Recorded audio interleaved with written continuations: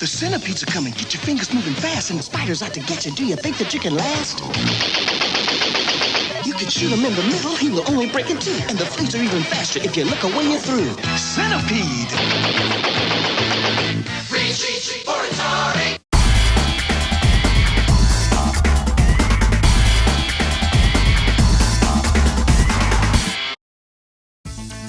Hello everyone, and welcome back to the arcade here on Player One Start. In this series, I've been taking a look at classic and iconic arcade games, and to date, I have dived into several iconic titles including Space Invaders, Pac-Man, and Asteroids, all of which I have as an arcade 1-up replica. And just to address a note of criticism that others have noted on my video, there are some purists out there that do not believe that this is a good way to experience any of these games. But in my experience, having played the original arcade games and the arcade 1-up replicas, these do a fantastic job at replicating that old arcade feel, and every person to date that I've had in this arcade room has had a lot of fun playing these games. So I know I may be upsetting some purists out there, but the arcade 1-up machines are still fun even though they don't provide you with the original experience. Just wanted to make that note before we delve into today's game, Centipede, which will also be played on the arcade 1-up cabinet. Let's go ahead and dive right in.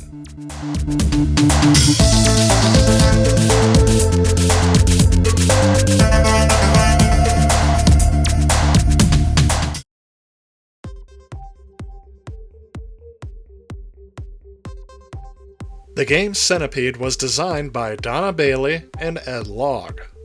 Ed Logg was a supervisor at Atari and said that while he did the design, Bailey did about half of the programming of the game. Donna Bailey was one of the few female game programmers in the industry, and Logg stated that the game was intended to attract more female players.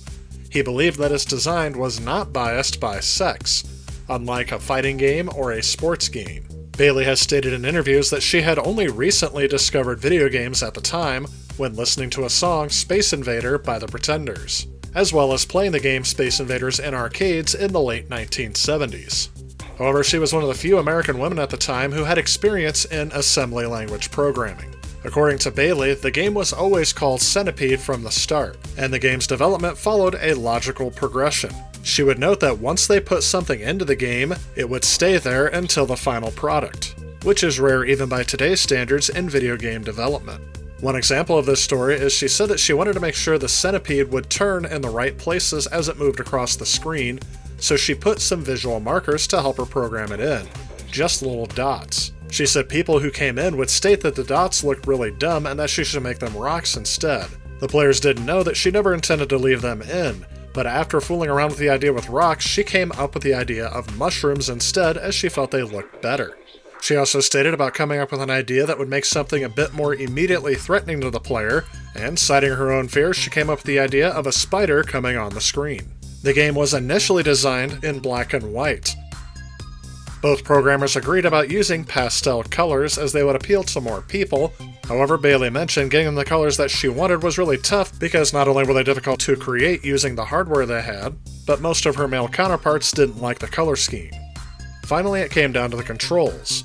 At first, the control scheme was entirely button-based, and thankfully they decided to upgrade that to eventually a joystick before finally landing on the same trackball control used in the Missile Command cabinet, along with one button for firing. As with other games, it was playtested and then released into the US on June 6, 1981. Centipede's success in the arcades is credited as one of the reasons why Atari started seeking designers that were into things other than space and war. As the years kept going into the 1980s, the space shooter video game had flooded the market.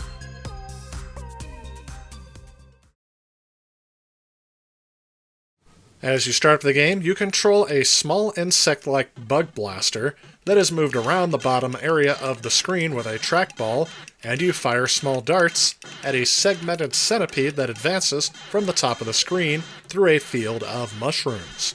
Every time you hit a segment of the centipede, it will turn into a mushroom that becomes a barrier that will cause the centipede to turn and move down a line. If you shoot in between the centipede, it will break up into multiple parts. Each part of the centipede will then independently move down to the bottom of the screen. If you're able to shoot the head from a distance, the piece behind it will become the new head of the centipede. Players can destroy the mushrooms that cause the centipede to turn, but it takes 4 shots to do so, and they're not worth that much. As the levels progress, the screen can become increasingly crowded with mushrooms due to the player or enemy actions, causing the centipede to descend more rapidly. Once the centipede is able to reach the bottom of the screen, it will stay within that area as long as it takes for you to destroy it. Play continues until the player is able to successfully destroy all of the original centipede.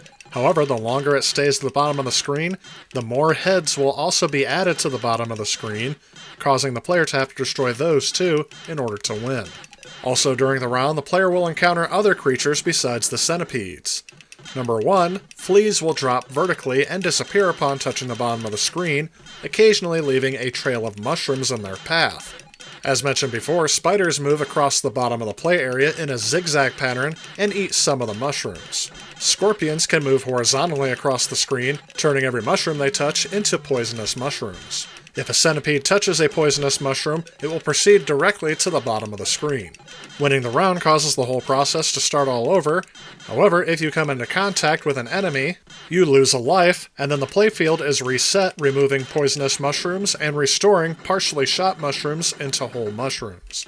Traditionally, an extra life is awarded for every 12,000 points. Personally, for me, Centipede is a game that I feel has to be played using the original arcade controls. Controlling the Bug Blaster with a trackball is much better than any other control scheme I've used on various other systems, with perhaps the closest one being the analog Atari joystick for the 5200, but we'll get to that in a little bit. So even though the arcade 1-up is not the original experience and doesn't have a CRT, the fact that it has a trackball makes the game a bit more true to the original than other modern equivalents.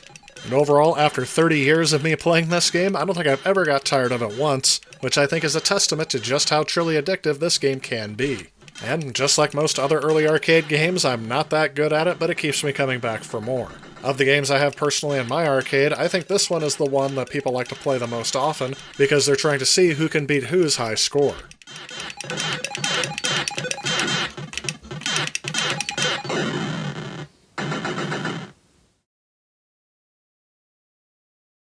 In the arcade, Centipede was one of the top 4 highest-grossing arcade games of 1982 in the United States, just behind Ms. Pac-Man, Pac-Man, and Donkey Kong.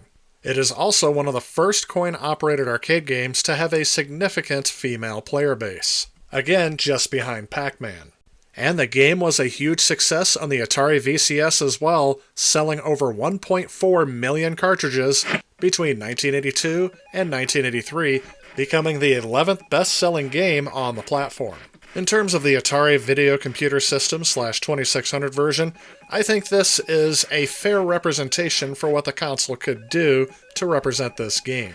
Yeah, a lot of detail is lost, as your Bug Blaster is now just a square, and so are all of the mushrooms on there, they're just lines. But the Centipede has a body that almost resembles what it could in the arcade. But for getting the chance to play this game at home, I think I could have overlooked all of this game's imperfections. My biggest problem with this game today is that I don't enjoy playing it with the Atari 2600 joystick. I find that my character just goes all over the place and I'm never really able to get it exactly where I want it before I fire.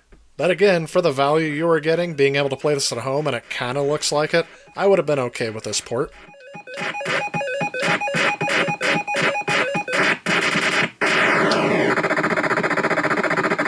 However, between this version and the Atari 5200 version, there is absolutely zero comparison. The 5200 version of this game blows the 2600 right out of the water.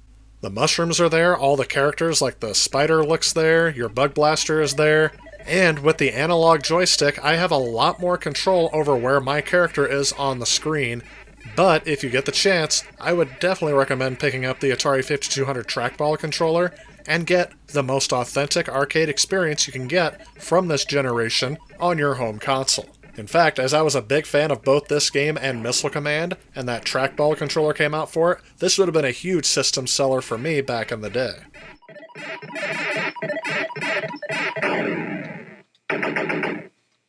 And wouldn't you know it, I just happen to have a copy of this for the ColecoVision as well. It's been a little while since I've gotten this console out, so I decided to go ahead and dust it off, get it hooked up, and see if it still works. And yeah, this is a very competent port of Centipede as well. Other than some of the colors looking a little bit more true to the arcade version, I will say that I actually don't mind playing it with the ColecoVision joystick, unlike a lot of other games where I prefer to use the Sega Genesis pad. That said, as you can clearly see what it looks like on the ColecoVision, I will note that this port was also done by Atari's software division known as AtariSoft. Out of all the home console experiences when this first came out in the early 1980s, I would say the ColecoVision is my favorite version to play with a joystick, but the Atari 5200 version is my favorite to play because of the trackball.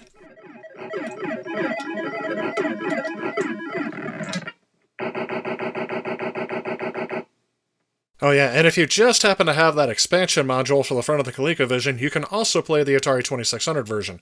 But honestly, why would you if you already have the ColecoVision version?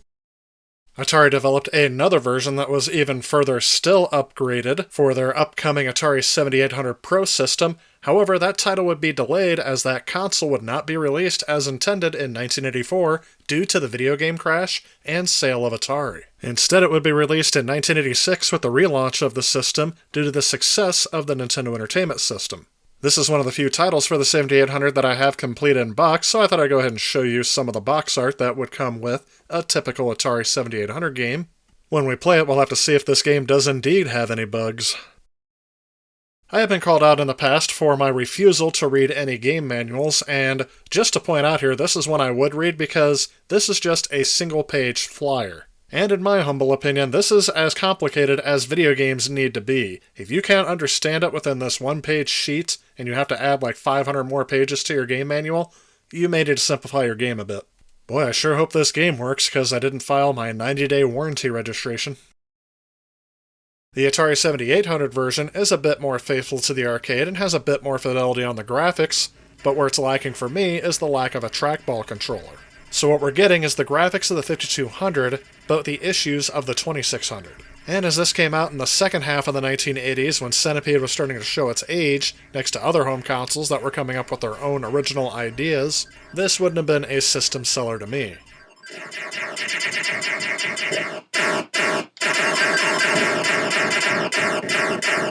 But in terms of 1980s home ports, I am just barely scratching the surface. This game came out officially and unofficially on almost every other platform out in the entirety of the 1980s. This game was available on almost every single platform. However, even before the first home ports would be available, Atari would release a sequel in the arcades to capitalize on Centipede's success. But that's a story for another time. If you like this video and you'd like to help out with future projects on this channel, please consider supporting me on Patreon. A special thanks to those Patreons you see on screen. Also, if you like what you see, please remember to leave a like and click that subscribe button on your way out. As always, I want to thank you all so much for watching, and I will see you all in the next video.